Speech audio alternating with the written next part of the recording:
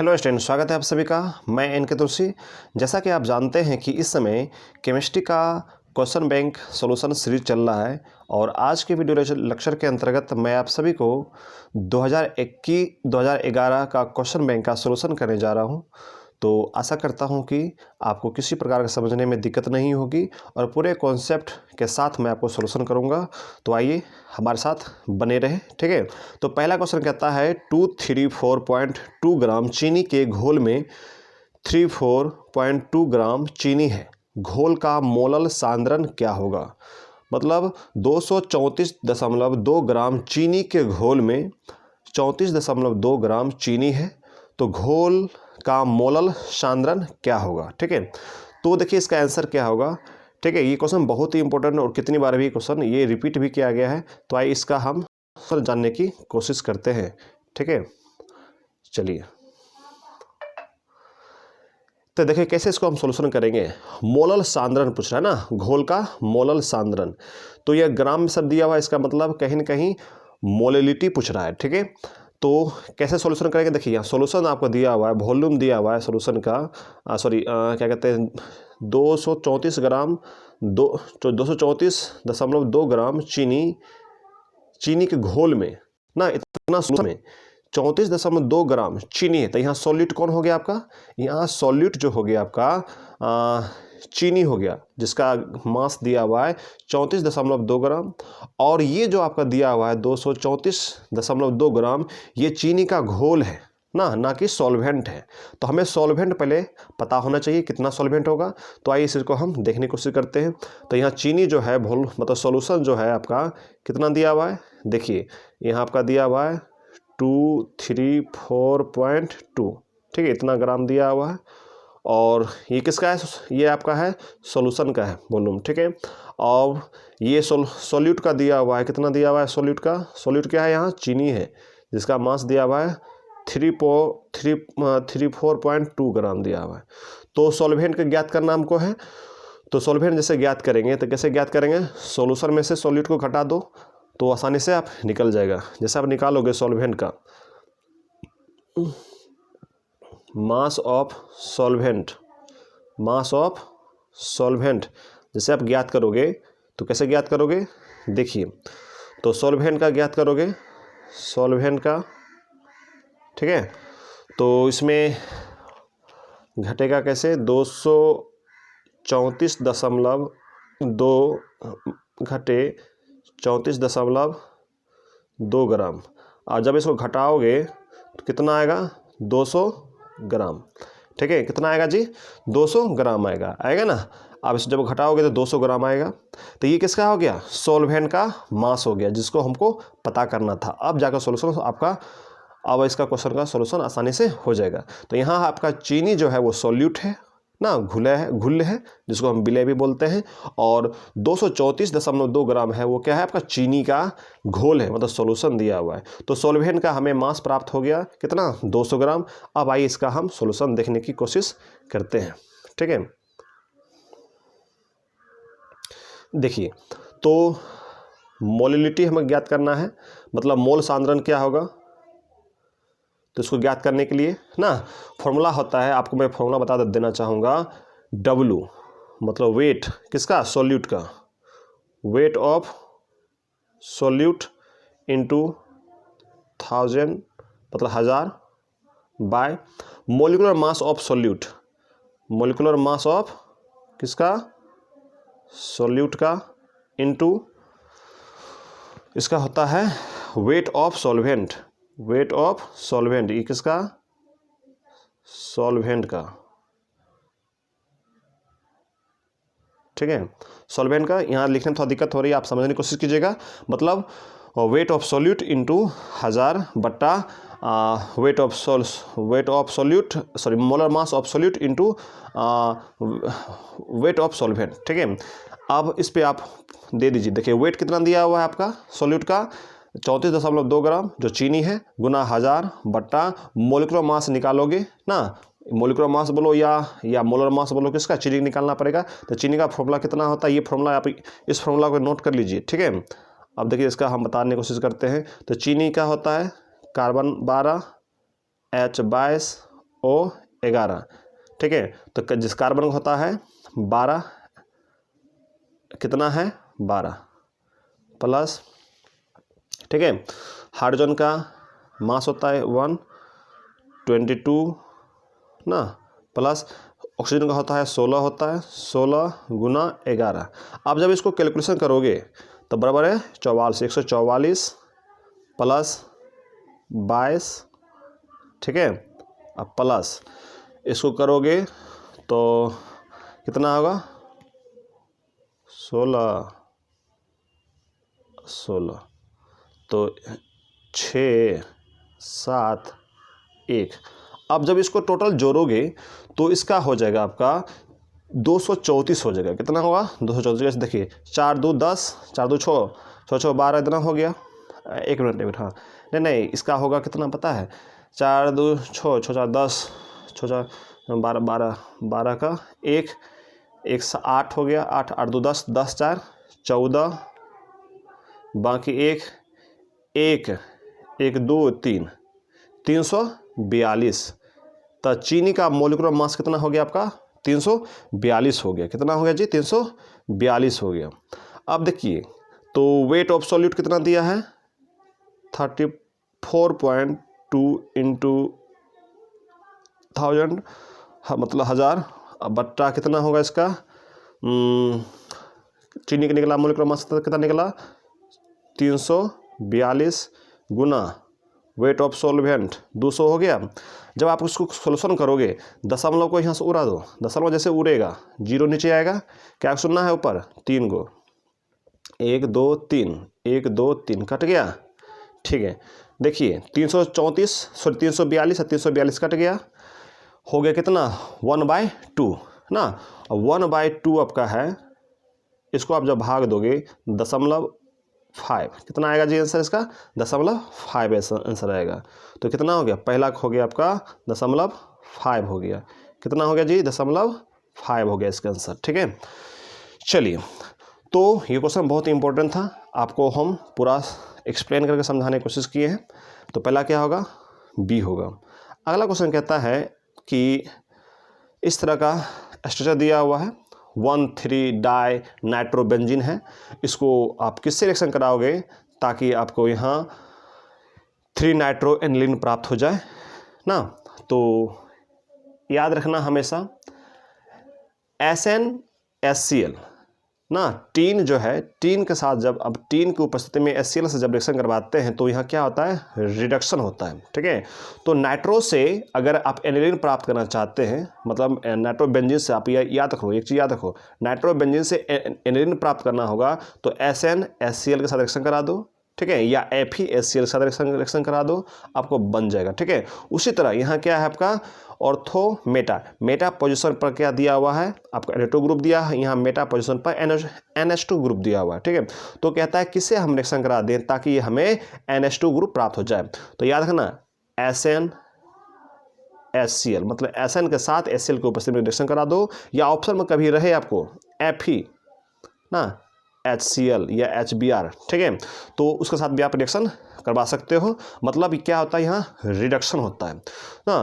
तो रिडक्शन में क्या होता है हाइड्रोजन का जुड़ना या ऑक्सीजन का हटना। तो यहाँ NO2 ग्रुप हटेगा और क्या होगा जी NH2 ग्रुप लग जाएगा, मतलब कि ऑक्सीजन का हटना होगा और हाइड्रोजन का जुड़ना होगा। तो आंसर क्या होगा इसका बी होगा। मतलब SN के साथ SN की उपस्थिति में जब HCl के साथ रिएक्शन कराया जाता है तो हमें क्या होता है जी आपको इस तरह का प्रोडक्ट प्राप्त होगा, ठीक है। तो क्या होगा इसका आंसर बी होगा। अगला क्वेश्चन कहता है आपका K4FeCN6 है, इसमें कहता है Fe का प्रसंकरण हाइब्रिडाइजेशन क्या होगा। देखिए K3FeCN6 दिया रहे या K4FeCN6 कर दिया रहे, दोनों का हाइब्रिडाइजेशन जो होगा क्या होगा जी आपका D2sp3 होगा।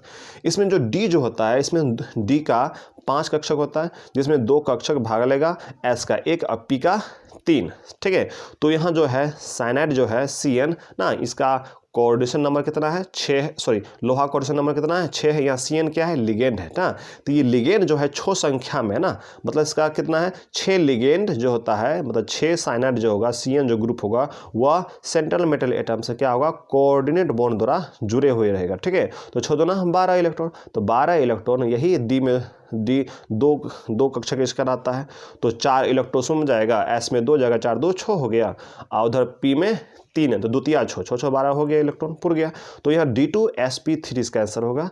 आप इसको याद रखना, बहुत इंपॉर्टेंट क्वेश्चन है। कहता है जल में ना सूर्य प्रकाश की उपस्थिति में अभिक्रिया कोटि क्या होगा, तो क्या होगा शून्य होगा। आप हमेशा याद रखना, ठीक है, सूर्य प्रकाश की उपस्थिति में तापमान पर, ठीक है, इस तरह का कोई अभिक्रिया दिया रहे तो उसका कोटि हमें हमेशा याद रखना शून्य ही होता है।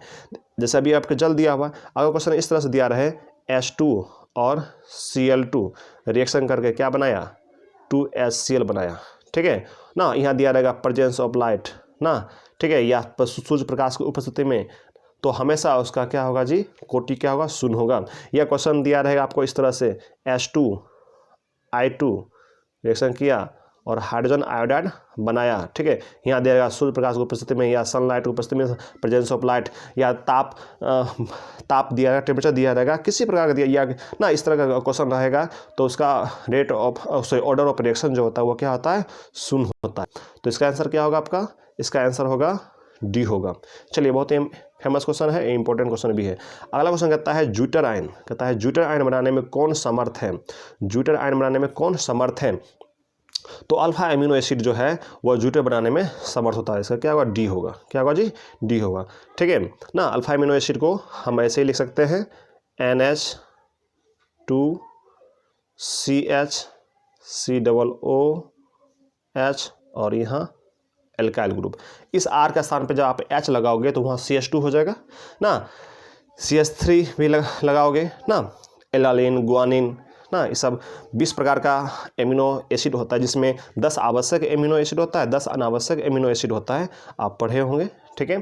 चलिए इसको याद रखना। तो ज्यूटर आयन बनाने में कौन समर्थ होगा, आपका डी होगा, इसका आंसर क्या होगा जी आपका डी होगा। अगला क्वेश्चन कहता है जटिल यौगिक है इस प्रकार का, तो इसमें कहता है कितने संभव समावयव होगा, कितना हो सकता है, तो 3 हो सकता है, कितना होगा 3 होगा, ठीक है। यहाँ बनाना थोड़ा संभव नहीं है इस जगह, ठीक है, लेकिन इसको आप याद रखना 3 होगा, क्योंकि इसके स्क्रीन पे लिखने में दिक्कत हो रही होती है। अगला क्वेश्चन कहता है कि अर्धसेल अभिक्रिया के लिए स्टैंडर्ड मानक इलेक्ट्रॉन विभव है इस तरह का दिया हुआ है। देखिए यहाँ जिंक जो है 2 इलेक्ट्रॉन निकाला है और Zn 2+ में बदल गया है, और यहाँ Fe जो इस तरह दिया हुआ है, तो इसमें एक एनोड भाग होगा, एक क्या होगा आपका कैथोड भाग होगा। तो यहाँ Fe जो है ये कैथोड होगा, ठीक है, Fe2+। हम आपको बता देते हैं कैसे लिखेंगे। आप इसका कहता है सेल अभिक्रिया का विद्युत वाहक बल क्या होगा, EMF क्या होगा। इसका फॉर्मूला क्या होता है, देखिए EMF या E0 सेल जो होता है वह E0 राइट घटे E0 लेफ्ट। तो ये दोनों जो होता है, मतलब कैथोड में से हम क्या करते हैं एनोड को माइनस करते हैं, घटाते हैं, तो लेकिन दोनों का जब तक रिडक्शन पोटेंशियल नहीं होगा ना, मतलब कैथोड का भी रिडक्शन पोटेंशियल होना चाहिए और इलेक्ट्रोड का भी एनोड का भी रिडक्शन पोटेंशियल के फॉर्म में जब तक नहीं लिखोगे तब तक इसका आंसर नहीं आएगा सही, ठीक है। तो मतलब इसका आंसर होगा रिडक्शन, इसका भी होगा रिडक्शन, मतलब दोनों को अवकरण विभव में हम उसको लिखना होता है। तो यहाँ जो ये फॉर्मूला आप याद कर लो, E0 सेल बराबर E राइट घटे E लेफ्ट, या E कैथोड घटे E एनोड, आप लिख लोगे। चलो अब हम आगे के काम करते हैं। तो यहाँ जो है आपका Zn प्लस इसका वैल्यू आपका दिया हुआ है, यहाँ कितना दिया हुआ है 0.76 वोल्ट दिया हुआ है जो पॉजिटिव में है। अभी ये एनोड के फॉर्म में दिया हुआ है, इसको ना ये एनोड के फॉर्म में दिया हुआ है। जब इसको हम कैथोड के फॉर्म लाएंगे तो माइनस कर देंगे।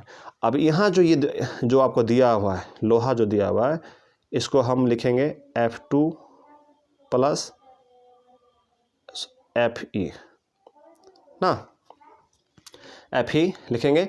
तो इसका वैल्यू जो है इस समय जो इसका वैल्यू दिया हुआ है आपका क्या कहते हैं, ये पॉजिटिव फॉर्म में दिया हुआ भी है ना, तो इसको हम क्या करेंगे अभी, सॉरी, इसको हम रिडक्शन का फॉर्म में लिखेंगे तो क्या लिखेंगे, -0.41 वोल्ट लिखेंगे।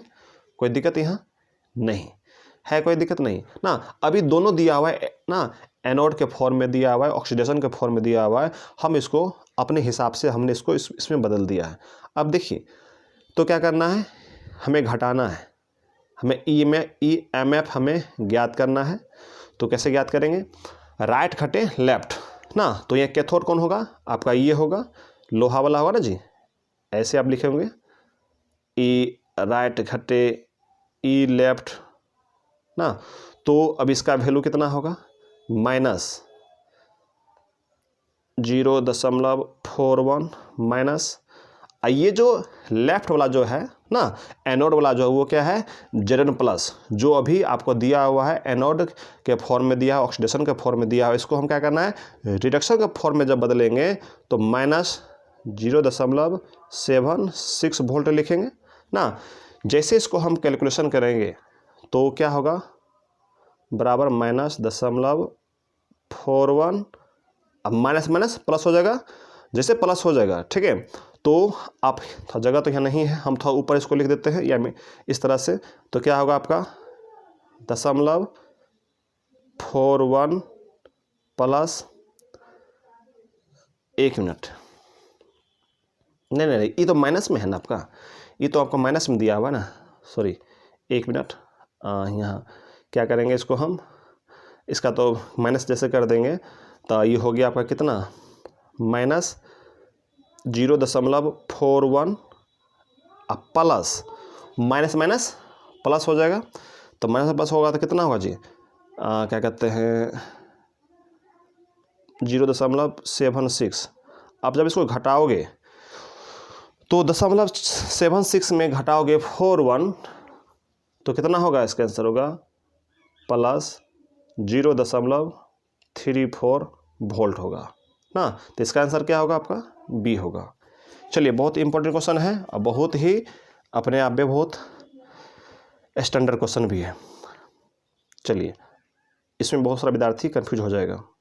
अगला क्वेश्चन आपका दिया हुआ, कहता है सांद्र H2SO4 से निर्जलीकरण का निम्न अल्कोहल में कौन 2-ब्यूटीन देता है। तो डिहाइड्रेशन क्या कहते हैं, निर्जलीकरण ना,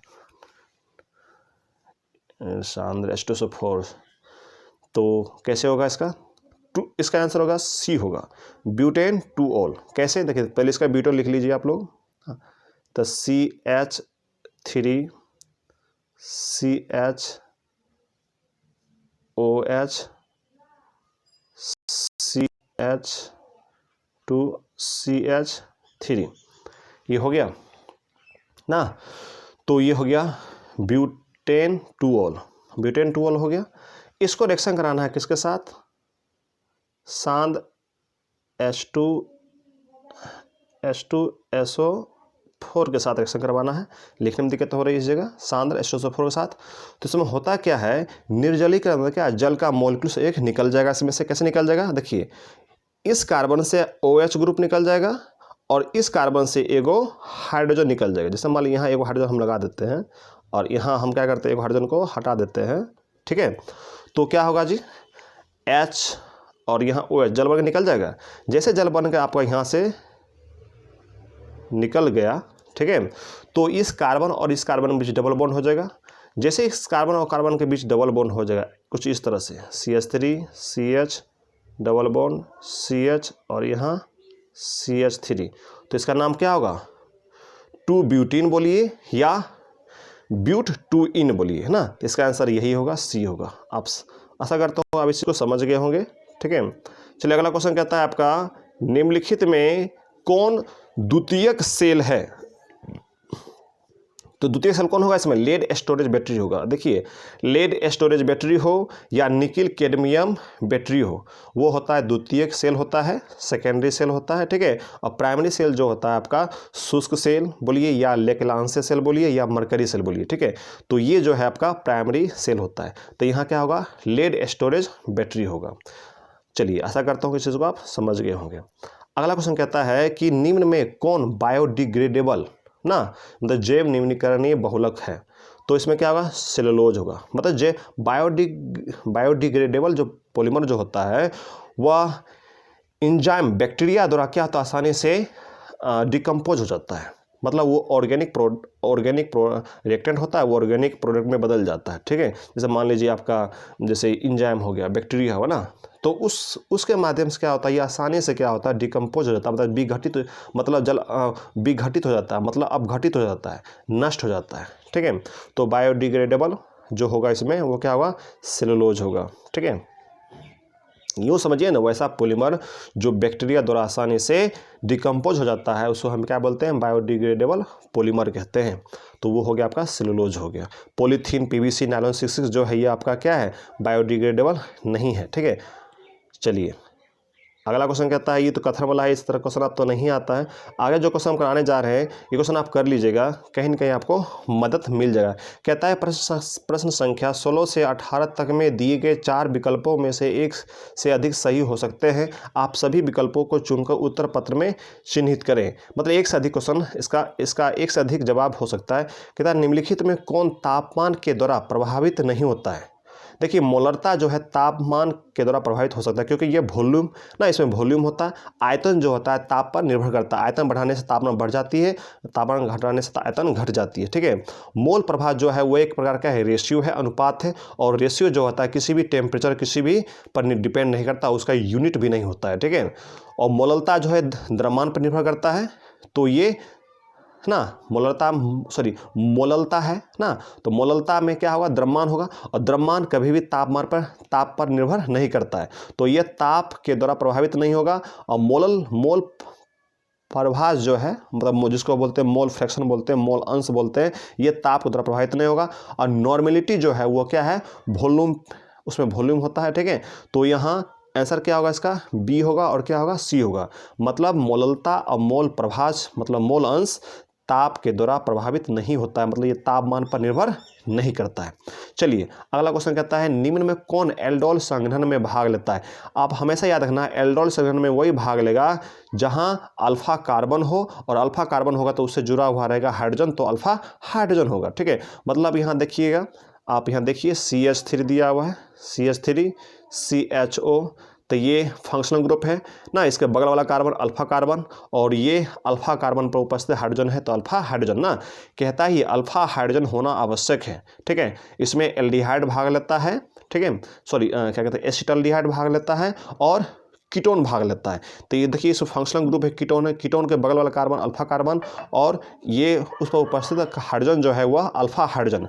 तो इसमें क्या होगा, एल्डोल संघनन में भाग कौन लेगा, आपका एसिटाल्डिहाइड लेगा और एसीटोन लेगा, जिसको हम ना CH3CO CH3 कहते हैं, लिखते हैं इस तरह से। ठीक है, अगला क्वेश्चन कहता है, बहुत ही इंपॉर्टेंट क्वेश्चन इसमें है, और ये जो आपका है ए जो है फॉर्मल्डिहाइड HCHO, इसमें अल्फा हाइड्रोजन प्रेजेंट नहीं होता है। और यहाँ आपका हो गया ये बेंजीन C6H5CHO, तो ये एल्डोल कंडीशन में भाग नहीं लगा। आंसर क्या होगा इसका बी और डी, ये राइट आंसर है, इस चीज़ को आप नोट कीजिएगा। ठीक है, अगला क्वेश्चन कहता है डोलामाइट खनिज में पाए जाते हैं। तो सबसे पहले आपको पता होना चाहिए डोलामाइट को हम कैसे लिखते हैं, उसका सूत्र क्या होता है। तो क्या होता है इसका जी, MgCO3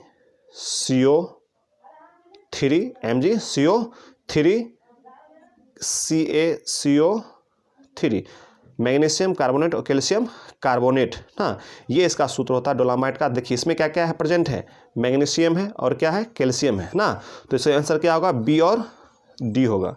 क्या होगा इसका आंसर, बी और डी होगा।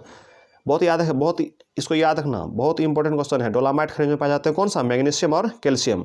अगर आपको ऑप्शन सिर्फ मैग्नीशियम रहता तो मैग्नीशियम मारोगे, अगर कैल्शियम लगा तो कैल्शियम टिक लगाओगे। ठीक है, चलिए अगला क्वेश्चन एंड लास्ट क्वेश्चन, ये मैचिंग वाला क्वेश्चन है। कहता है BHC क्या होगा जी, BHC एक कीटनाशक है, इंसेक्टिसाइड है। क्या है जी, इंसेक्टिसाइड मतलब क्या, 19 का क्या होगा, सी होगा। 19 का क्या होगा जी, सी होगा ना। BHC है, 19 का क्या होगा, 19 क्या होगा आपका, सी होगा। चलिए उसके बाद है जिलेटिन क्या है, एक प्रकार का कोलाइड है। जिलेटिन क्या है, कोलाइड, 20 का डी होगा। ठीक है, क्लोरोटोन क्या होगा यहाँ, क्लोरीटोन क्या होगा यहाँ, क्या कहते हैं इसको, हम बोलते हैं हाइपोटोनिक, सम्मोहक होगा। ठीक है, तो 21 का हो जाएगा, ए हो जाएगा। सिलिकॉन क्या है, आपको पता है सिलिकॉन सेमीकंडक्टर होता है, अर्धचालक होता है। तो यहाँ हो गया आपका 21 का बी और सॉरी 22 का बी, 22 का बी और 21 का ए। याद रखो, 19 का देखो, 19 का क्या होगा, 19 का सी होगा, 20 का डी होगा, 21 का बी होगा, अब सॉरी 21 का ए होगा, 21 का ए, 21 का क्लोरोटोन, हाँ ए होगा, अब 22 का बी होगा। BSC एक कीटनाशी है, जिलेटिन एक कोलाइड है, क्लोरीटोन क्या है, सम्मोहक है, हाइपोटोनिक, और सिलिकॉन क्या है, एक अर्धचालक है। आशा करता हूं कि आपको समझने में किसी प्रकार दिक्कत नहीं हुई होगी, और नेक्स्ट वीडियो लेक्चर के अंतर्गत मैं आपको फिर सॉल्यूशन लेकर आऊँगा। इससे पहले जितना भी है क्वेश्चन बैंक का मैं सारा सॉल्यूशन कर दिया हूं। आप चाहे तो ऊपर आइकन पर देख सकते हैं, या प्लेलिस्ट में जाकर देख सकते हो, या वीडियो के डिस्क्रिप्शन में आपको मिल जाएगा। Thank you, god bless you, bye bye.